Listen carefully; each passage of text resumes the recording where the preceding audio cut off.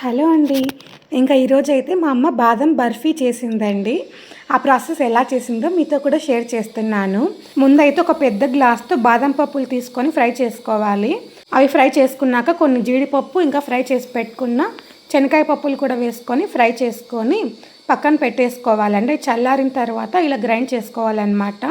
తర్వాత అదే ప్యాన్‌లోనే 1.5 గ్లాస్ దాకా చక్కెర వేసుకొని ఇలా కలుపుతూనే కరిగించుకోవాలండి.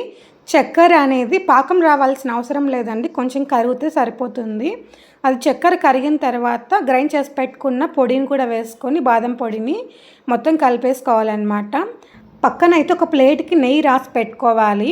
మనం ఇలా స్ప్రెడ్ చేసేదానికి కూడా నెయ్యి రాసి పెట్టుకుంటే ఈజీగా ఉంటుందండి. అది వేడి మీద ఉన్నప్పుడే ఇలా కట్ చేసుకోవాలన్నమాట. పీసెస్‌గా కట్ చేసి పెట్టుకుంటే మనకు బాదం బర్ఫీ అయితే రెడీ అయిపోతుంది. మనకు కావాలంటే బర్ఫీ పైన ఇలా బాదం ముక్కలు పెట్టామంటే చాలా బాగుంటాయండి.